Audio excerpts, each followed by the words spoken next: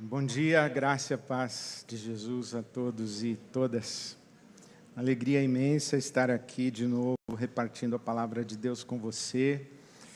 Eu tenho sido muito abençoado nesse tempo que separamos para a oração, para a experiência da oração, para estudar, pensar, orar.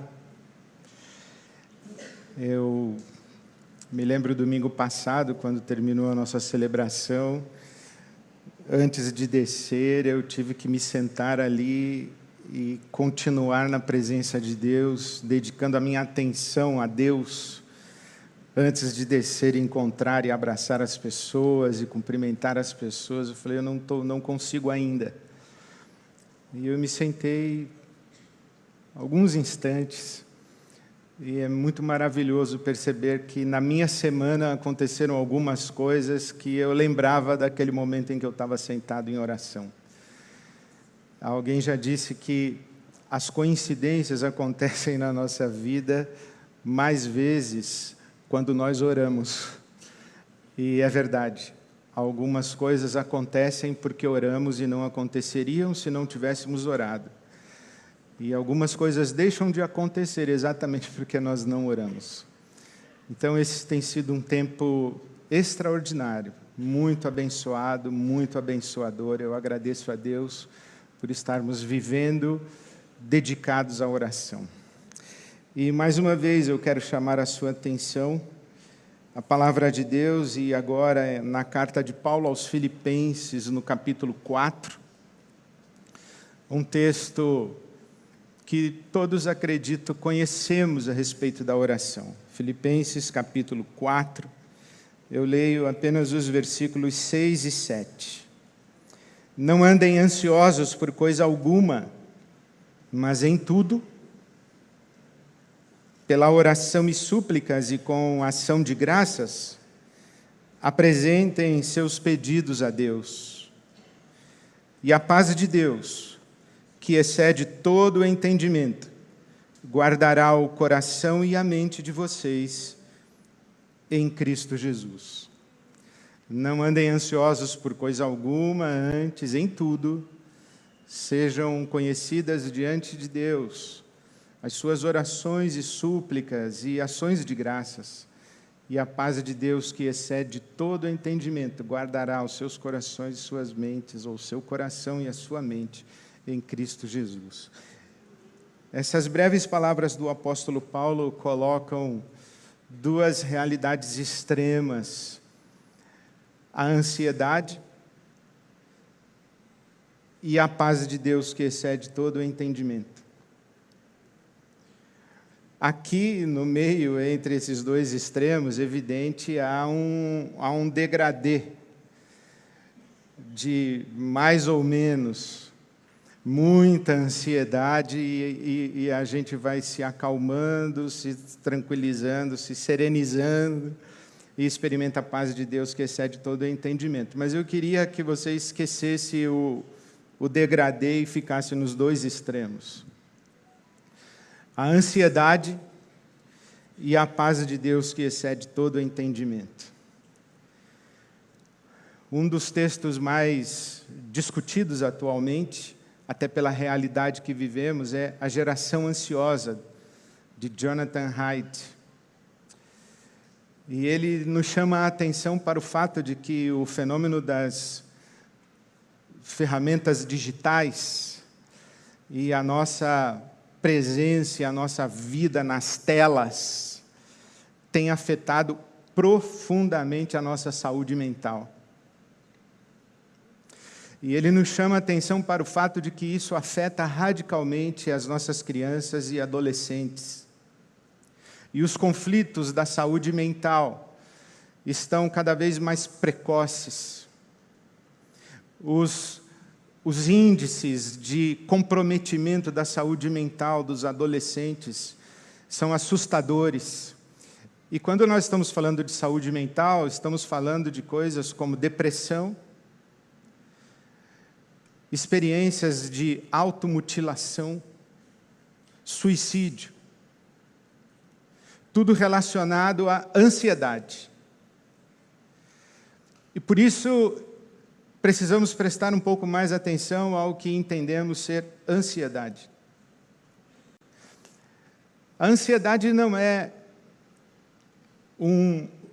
apenas um estado de espírito a respeito de um futuro. Os neurocientistas hoje estão nos chamando a atenção para a exata relação entre a plasticidade do nosso cérebro e os nossos estados de alma. O nosso cérebro, ele sofre alterações. O nosso cérebro, ele não é uma coisa pronta, ele é mutável. Tanto que ele pode adoecer. E ele é mutável porque os caminhos neurais no nosso cérebro, né? Que na nossa mente, mas a nossa mente funciona por causa do nosso cérebro. Então, os caminhos neurais, eles são passíveis de mudança.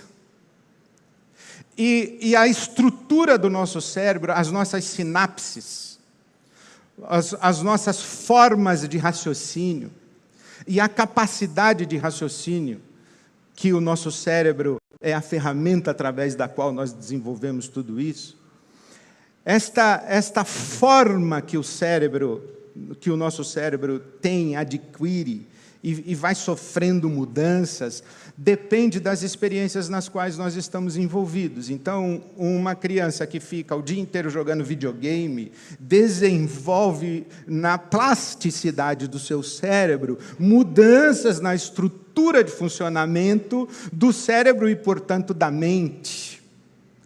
Diferente de uma criança que passa o dia inteiro correndo na rua, subindo árvore, pulando muro, andando de bicicleta, tomando banho de rio, brincando com cachorro, jogando futebol. Uma coisa é o que o seu cérebro aprende enquanto você joga videogame e o que o seu cérebro aprende enquanto você estuda piano. São coisas diferentes, mas não é só o que você aprende. É como o seu cérebro funciona, como o seu cérebro se estrutura, como que a comunicação entre os neurônios acontece e como que as dosagens dos neurotransmissores funcionam na nossa cabeça. Dopamina, serotonina, noradrenalina. Essa química do nosso cérebro, ela vai funcionando de acordo com as vivências e experiências que nós temos na vida. Isso vai gerando formas de ser, de sentir, de perceber e, inclusive, de pensar. E o que os estudiosos estão dizendo para nós é que as ferramentas digitais e o tempo de tela e de celular mesmo estão alterando a estrutura, a forma, o funcionamento, a dinâmica do nosso cérebro, que afeta a nossa mente e o nosso coração. Olhando de hoje, século 21, para o apóstolo Paulo, no século I, nós podemos fazer essa ponte do que ele está dizendo, que a paz de Deus, que excede todo entendimento, guardará a sua mente e o seu coração, a forma como você pensa, o que passa na tela da sua cabeça, independentemente de você propositadamente pensar naquilo, aparece na tela da sua mente. E a forma como você sente, as suas emoções, os impulsos do seu coração, e que você não decide, fala assim, eu estou com vontade de ter raiva agora, deixa eu ter um pouco de raiva. Não, você não decide isso. A raiva aparece, A compaixão aparece, evidentemente dependendo das suas vivências. A raiva aparece mais do que a compaixão. Dependendo daquilo com que você está envolvido e envolvida, mais serenidade, menos ansiedade ou o seu oposto. E o que os neurocientistas estão dizendo para nós, os estudiosos da saúde mental, é que o jeito de pensar e sentir do nosso tempo atende por esse nome ansiedade. Ansiedade. E quando eles falam sobre ansiedade, eles falam de coisas como desconexão, falta de foco, falta de atenção, incapacidade de concentração. É como se você vivesse abstraído da realidade. Como se aqui tem algo, aqui tem uma coisa concreta. Mas eu me desligo disso aqui. Eu não consigo me conectar com isso aqui. Eu pego um pedido de oração e é o coração de alguém. Mas eu leio e não lembro o que eu li. Eu leio, mas enquanto leio estou pensando também em outra coisa, além daquilo que eu acabei de ler. Não acontece com você, de vez em quando, de você falar assim, qual o seu nome? É Roberto. E dali a 30 segundos você não lembra o nome da pessoa que você acabou de perguntar? Acontece, não acontece? É isso. Desconexão com a coisa concreta. É como se você flutuasse. É como se você comesse uma coisa e você não sabe o que foi que você acabou de comer. Eu digo sempre isso, que é um fenômeno extraordinário. Você encontra uma pessoa num coquetel, num happy hour, numa festa, e a pessoa está comendo uma empadinha, você fala, é o quê? De camarão, de palmito? É do quê? Eu falo, não sei. Como não sabe? Já comeu 3 e não sabe? Porque pôs na boca, mas não comeu. Não, quer dizer, comeu, né? Mas não saboreou. Não realizou o que fez. Faz uma refeição olhando no celular. Não faz a refeição. Não está ali. Está aqui e ao mesmo tempo ali, lá e acolá. É isso que eles estão dizendo que é ansiedade. É a dispersão, você está disperso. Dispersa. As coisas que você vive, você não vive de verdade. Você superficialmente vive um monte de coisa ao mesmo tempo. Dura um rolar de dedo. Você não fica ali, você não mergulha ali, você não se aprofunda ali. Você vai passando, e não é só a tela do seu celular que você passa. Você passa gente, você passa pessoas, você passa o seu momento de tomar banho. Você toma banho e não experimentou o banho. Você não curtiu o banho, porque você está no banho, mas está com a cabeça em outro lugar. Então você está e não está. Você está alienado da sua vida. Você está desconectado da realidade. Isto é, você está ansioso. Ansiosa, é isso que é ansiedade. Diferente do medo, por exemplo, o medo tem objeto. Se entrar um cachorro bravo por aqui, eu tenho medo, eu sei que eu tenho medo do cachorro. Meu coração dispara, eu começo a transpirar, eu me preparo para correr, para fugir, para lutar, para encarar o cachorro, não sei, mas eu sei que é do cachorro. A ansiedade é de algo que eu não sei o que é. É um mal-estar a respeito de algo que eu desconheço. A ansiedade nos coloca diante de um inimigo sem face, de um inimigo sem rosto. Eu tenho um mal-estar, mas Por quê? Eu estou sentindo uma coisa ruim. Do quê? A respeito do quê? Não sei. É isso? Está se identificando com o que eu estou falando? Ou só acontece comigo? Então o apóstolo Paulo está dizendo, a ansiedade está aqui. E aqui desse lado tem a paz de Deus que excede todo o entendimento. Faça um exercício simples de tentar definir a paz de Deus que excede todo o entendimento no lado oposto da descrição de ansiedade. Serenidade, estabilidade, presença, consciência, autoconsciência, contato real com as coisas, estar centrado. Eu estou aqui. E estou consciente de estar aqui, eu estou sentindo e eu dou nome ao que eu sinto, eu estou pensando e eu sei o que eu estou pensando,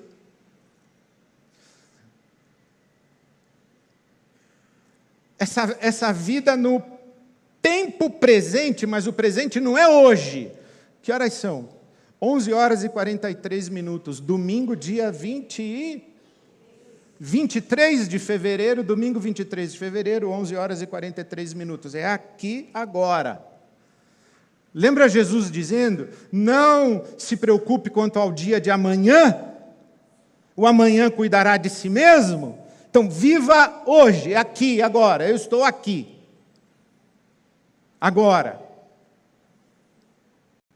E estou conscientemente desfrutando de tudo que tem aqui agora. Eu estou pleno aqui. Eu não estou sendo puxado por algo da minha terça-feira, por algo da minha quinta-feira, por algo de 10 anos atrás na minha vida, de 17 anos atrás. Eu não estou sendo puxado. A ansiedade é quando você está aqui e tem muitas cordas presas em você, uma puxa para o norte, outra para o sul, outra para o leste, outra para o oeste, uma puxa para o futuro, outra puxa para o passado, e aí você não consegue estar aqui. A paz de Deus, que excede todo entendimento, é uma corda de cada vez. É para o meu passado, então é para o meu passado. É para essa pessoa que está aqui na minha frente, então é para essa pessoa que está aqui na minha frente. É para o cachorro que entrou, então é para o cachorro que entrou. Estou aqui, estável, sereno, pleno, desfrutando a paz de Deus que excede todo entendimento, com a minha mente e o meu coração guardados em Cristo Jesus.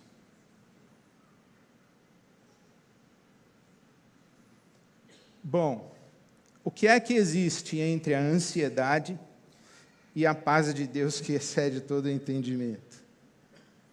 A oração. Não ande ansioso ou ansiosa, antes coloque diante de Deus as suas orações e súplicas e ações de graças. É isso que Paulo está dizendo para nós. Agora pense o seguinte, se você chegasse para o apóstolo Paulo e dissesse, pastor Paulo, eu estou muito ansioso, o que o senhor me recomenda? O Paulo diria, ore meu irmão, ore minha irmã. Agora vamos mudar. Jesus, pastor Jesus, estou ansioso quanto ao meu futuro, ansioso quanto à minha vida, quanto ao que eu vou comer, que eu vou vestir, que eu vou beber. Estou ansioso. O que o senhor me recomenda? O que você acha que Jesus diria? Em Mateus capítulo 6, Jesus não manda a gente orar. Em Mateus capítulo 6, o que Jesus manda a gente fazer? Pensar. Pense. Está ansioso? Pense, Jesus diria. Pense. Presta atenção nas aves do céu, presta atenção nos lírios do campo. Pergunta, você não acha que você vale mais do que as aves do céu, que o lírio do campo? Pergunta, você anda ansioso, ansiosa, vai fazer você acrescentar um dia a mais na sua vida? Se você tiver que morrer, eu digo isso, né? Se eu tiver que morrer antes de chegar ali na Silva, eu morro. Não adianta eu estar ansioso. O que Jesus está dizendo, você não acrescenta um côvado, né? Isso, cai ali. Jesus está dizendo, pensa. Diz assim, olha, Deus não cuida do passarinho, não cuida da flor. Você acha que Deus não vai cuidar de você? Aí você olha para Jesus e fala, é mesmo, né? Aí Jesus, pensa. Então eu quero sugerir para você que pensar também é orar. E orar também é pensar. Porque nós temos uma definição de que orar é começar a falar. Claro que a gente pensa enquanto fala, mas a gente fala muito sem pensar, né? E também tem o outro lado, tem muita gente que pensa, mas não fala. Eu não estou separando o momento da fala do momento do pensamento. E muito menos eu estou dizendo que enquanto falamos, não pensamos. Inclusive, toda a linha terapêutica das escolas da saúde mental e do cuidado da mente, todas as escolas das terapias, partem do princípio de que na fala nós elaboramos, e que na fala nós pensamos, e que na fala nós temos experiências de surpresa, de insights, de percepções, de memórias, de lembranças. Enquanto nós falamos, isso tudo acontece. O que quer dizer para nós que esse processo de falar, de pensar, de elaborar, nos coloca diante de uma situação imponderável, nos coloca diante de uma situação que não foi imaginada e que não foi planejada, e de que não é assim, olha, eu vou entrar, vou falar A, B e C e vou sair daqui com a resposta D, E e F. Não, não é assim. Quando nós entramos numa conversa de verdade, nós entramos e sabemos, quem sabe, aquilo que nós vamos falar na entrada. Mas nós não sabemos o que nós vamos falar no meio da conversa, porque nós não sabemos o que o outro vai falar de volta. Nós não sabemos o que nós vamos sentir enquanto estamos falando. Então nós entramos numa situação em que o que pode acontecer aqui não está no nosso controle. E nem sempre é previsível. Então, quando nós olhamos a Bíblia Sagrada, Jesus dizendo, está ansioso, ansiosa, está flutuando, está desconectado, está alienado, está sendo puxado por cordas em todas as direções, Jesus diz, para e pensa. O Paulo diz, para e ora. Orar é também pensar, pensar é também orar, porque aqui, quando você para, pensa, ora, pensa e ora, as coisas aqui podem acontecer e você perdeu o controle. E o que o Paulo fala? Pensa no quê? Aí ele usa 3 palavras, orações, súplicas e ações de graça. Sabe uma das formas que eu penso que é pensar? É fazer perguntas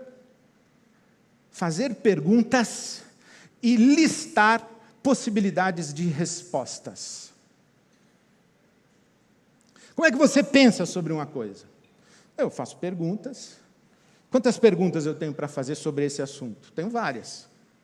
E quais são as possíveis respostas para isso? São várias também. Eu estou pensando. O que o Paulo está dizendo é orações, súplicas e ações de graças. Não é pedidos, né? orações, súplicas e ações de graças. Você tem pedidos a levar? Tá, então leva os seus pedidos por meio de orações, súplicas e ações de graças. Lembra quando Jesus diz, a casa do meu pai será chamada casa de oração? Não é casa de pedido, é casa de oração. Então, eu quero sugerir para você que a primeira coisa é pense nesse lugar chamado oração. Pense a respeito da grandeza de Deus. Pense a respeito da grandeza do universo de Deus. Uma das mais lindas canções, e você já sabe, no dia do meu funeral, se você estiver vivo ou viva, você provavelmente vai cantar essa música do Cláudio, Criador do universo, soberano de todas as nações. Vimos louvar e engrandecer teu nome. Tu és o Deus da história. Em ti habita toda boa dádiva. Tudo que existe é sustentado pelas tuas mãos. Então, quando você estiver ansioso, ansiosa, vai para o lugar da oração e pensa que você está diante do Criador do universo, daquele que no princípio criou os céus e a terra, que pegou o caos, o sem forma e vazio, e colocou um sabiá, um bem-te-vi, um esquilo, uma cachoeira, uma constelação Centauro, o Sol, os planetas, cada um na sua órbita, e estendeu no céu, como diz o salmista, uma cortina de estrelas, milhares, milhares e milhares e milhares de galáxias e de estrelas em cada galáxia, e diz a palavra de Deus que Deus sabe o nome de cada uma dessas estrelas. Deus sabe exatamente quantos fios de cabelo existem nesse auditório agora.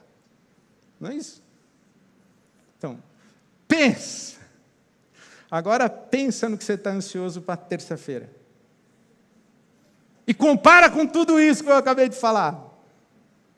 Lembra da música do Gilberto Gil? Antes, a terra era grande e o mundo era pequeno. Não é? Por que a terra era grande? Porque demorava 6 meses para chegar de um lado para o outro da terra. E o mundo era pequeno. Por quê? Porque o mundo era o tamanho da minha aldeia. Aí o Gil diz assim, hoje não, hoje a terra é pequena e o mundo é grande. Porque em 12 horas a gente chega do outro lado, e o mundo que a gente conhece, ele é vasto demais e diverso demais. Está ansioso, está ansiosa? Pense. Antes o seu problema era grande e Deus era pequeno. Aí você parou na oração. Aí o seu problema foi... E Deus... imenso. Sua vida de 70, 80 anos, pensa nos milhões de anos do universo. Nas grandezas cósmicas. Pensa na profundidade do amor de Deus, na eternidade do amor de Deus para você. Pense. E enquanto você está pensando, você está orando. Está orando, mas está pensando. E aí você fica ali naquele lugar. Eu não sei se você já teve essa experiência de estar em oração e sentir que você está flutuando, que não tem chão. Já teve essa experiência? Os místicos chamam isso de sentimento oceânico. É quando você flutua. Você tem uma experiência de... Parece que você está conectado com o cosmos inteiro.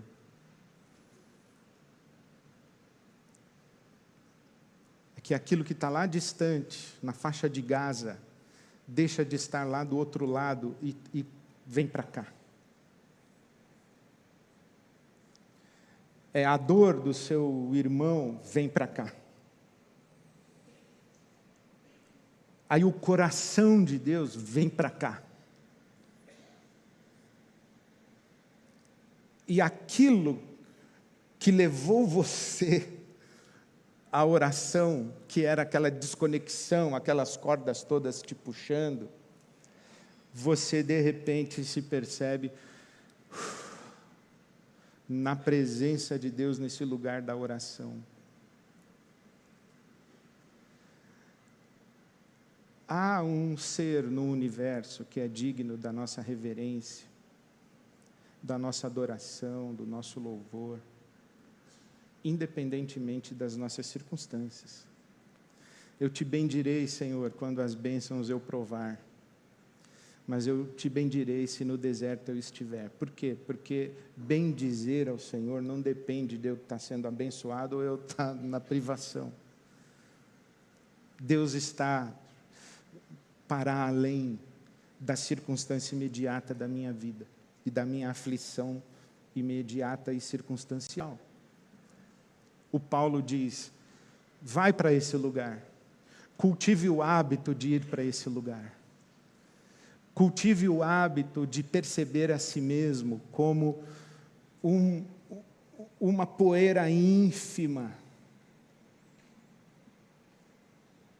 adquirir noção do seu tamanho, do seu lugar, na presença do Deus, Criador dos céus e da terra, o nosso Pai, o nosso Abba, que nos acolhe, nos abraça. Pense nas suas súplicas, pense nos seus pedidos, no que você está insistindo para Deus lhe dar. Por que você quer isso? Por que você acha que isso resolve o seu problema? Por que você acha que isso faz a sua vida melhor? O que acontece se Deus lhe der isso? Isso que você está pedindo afeta a sua vida e a vida de quem mais? Quais as consequências de Deus dar para você isso aí que você está pedindo? O que vai precisar mudar na sua vida se Deus der isso aí que você está pedindo? Será que você consegue viver sem isso aí que você está pedindo? Se essa sua súplica receber um não de Deus, o que vai ser de você? Será que você suporta? Por que você acha que não consegue viver sem isso aí que você está pedindo? Será que isso aí que você está pedindo não é pequeno demais para aquilo que Deus pode dar para você, se não for isso aí que você está pedindo e for outra coisa que Ele quer te dar?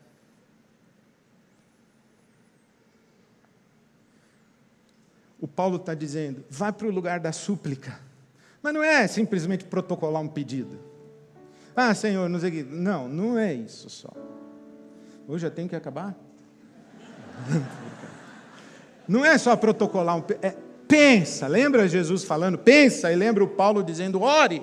Então, vá para esse lugar. Transforme a sua meditação, o seu pensar. Faça perguntas a você mesmo, faça perguntas para Deus, tente ganhar perspectiva, né? Na presença de Deus. Pense em quantos motivos de gratidão você tem. Quem é crente antigo sabe, conta as bênçãos, conta quantas são recebidas da divina mão. Uma a uma, dize-as de uma vez, e hás de ver surpresa, quanto Deus já fez. Pensa o que você não tem, mas pensa no que você tem. Pensa na bondade de Deus e como Ele tem sustentado a sua vida. Pensa nas tantas coisas boas que Ele já te deu, mas que você é tão focado, tão focada numa coisa, você não consegue desfrutar. Tem uma pessoa que te ama, tomando café da manhã com você, e você não está lá. Tem o seu filho esperando você ligar para ele, e você não ligou. Tem um amigo que você pode dar um abraço, mas você não deu. Você já esteve numa festa conversando com alguém, e esse alguém na sua frente está girando o radar na festa para ver se tem uma pessoa mais interessante para ela conversar do que você? A pessoa está conversando contigo, mas só pá.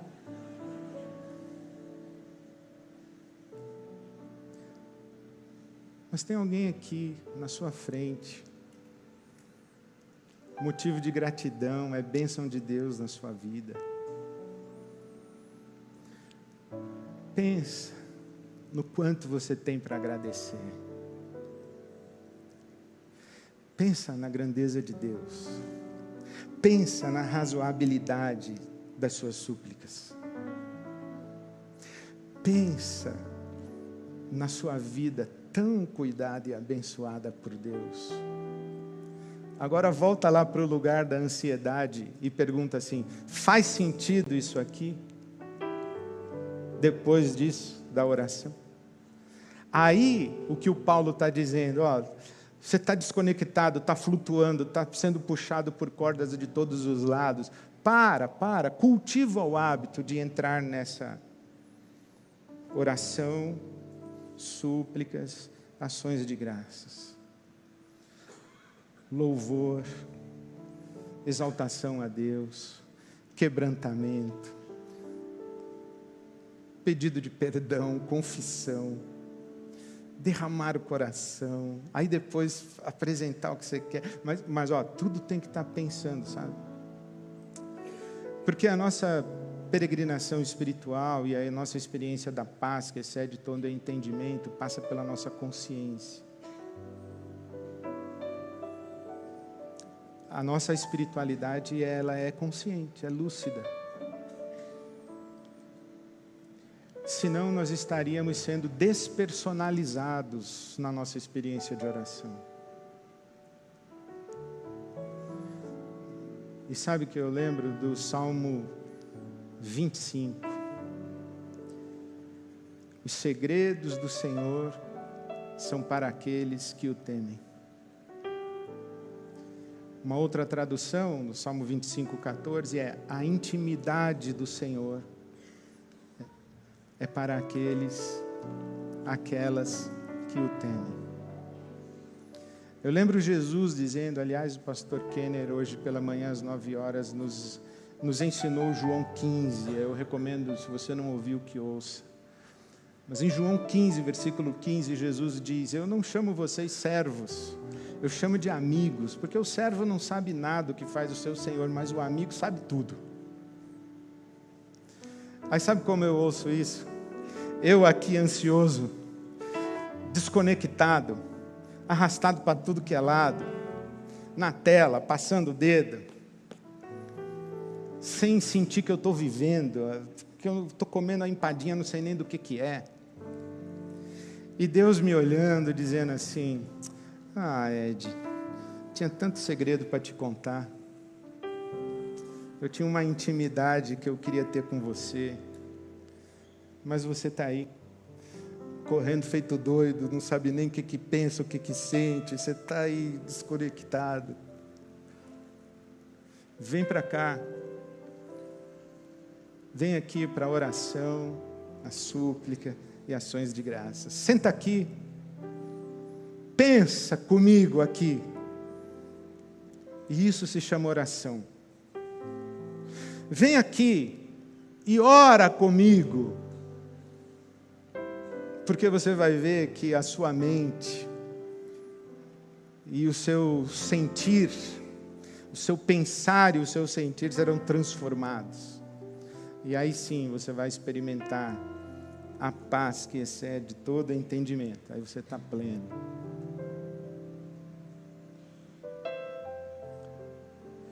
Se eu fizesse essa pergunta cruel, você está na ansiedade ou na paz de Deus que excede todo entendimento? Vou fazer um apelo agora. O pessoal aí da ansiedade fica aqui desse lado que eu vou orar por vocês. E a turma da paz de Deus, que excede todo entendimento, vem para cá que nós vamos agradecer a Deus juntos. Complicado, né? Bem complicado. Mas esse é o recado de Deus para você e para mim. Não ande ansioso por coisa alguma, mas em tudo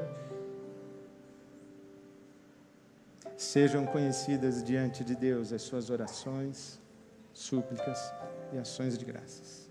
E a paz de Deus, que excede todo entendimento, vai guardar o seu pensamento, o seu sentimento, o seu pensar, o seu sentir, a sua mente, o seu coração, em Cristo Jesus nosso Senhor.